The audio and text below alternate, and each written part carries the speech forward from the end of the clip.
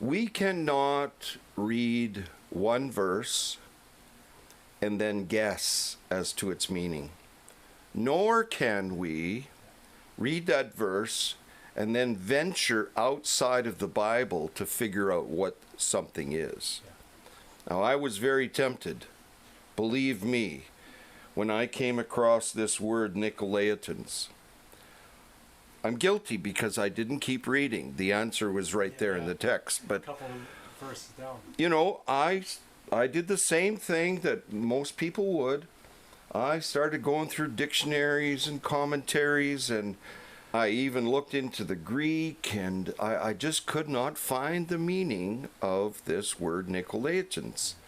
But in the church of Pergamon, it's explained, right? We talked about Balaam, the false prophet, and Balak. This topic, when we're talking about the teachings of the Nicolaitans and also the doctrine of Balaam, is linked to the Nicolaitans, as he said. So also you have the doctrine of the Nicolaitans. Okay, now you know what the doctrine of the Nicolaitans is. It is the teachings of Balaam. How to put a stumbling block in the way of the people of God.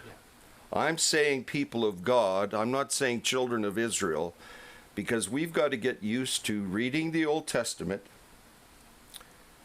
and realizing that it is a living word. It is as much alive today as the situation they were dealing with. Now, the reason that I believe that this is showing up in the second chapter of Revelation is because this stuff did not go away. A lot of people might have read this and say, why are we dealing with an historical matter regarding the doctrine or the teaching of Balaam and what he taught Balak? Because it's in the New Testament, that's why. And this isn't the only place that Balaam is brought up. The apostles said, don't go the way of Balaam, who went after the wages of unrighteousness. Not only did he do that, but he taught Balak how to defeat the people of God. And I'm saying people of God on purpose because I want us to see that these things are brought up in the book of Revelation because these issues did not die. They're still here. And the other thing that could go wrong with people as they read the book of Revelation, if they think they're reading something that is going to take place in the future, they will excuse themselves. Do you know what I'm saying? This word is alive today. It was alive when John wrote it down. It was alive during the church age. And it is still alive today, these prophetic words. And this is a book of prophecy, but keep in mind that I believe a lot of Christians have taken the word prophecy and just think that it means future events. That is not the meaning of prophecy. The concept of prophecy agrees with the whole concept of this book, which is revelation. To reveal.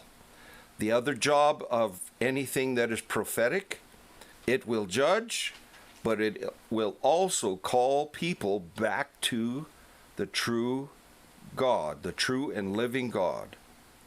That's what a prophet does. So when we're reading prophetic scriptures, it's doing the same thing. It's bringing you back. Yeah. There are people today who call themselves prophets, and they're not doing this. They're not, reading the scriptures and realizing that God is calling us back to himself. I will say this, we have departed from the God of our Lord Jesus Christ. We have hundreds of images of God in the modern church, but we need to get back to the God that Jesus revealed to us.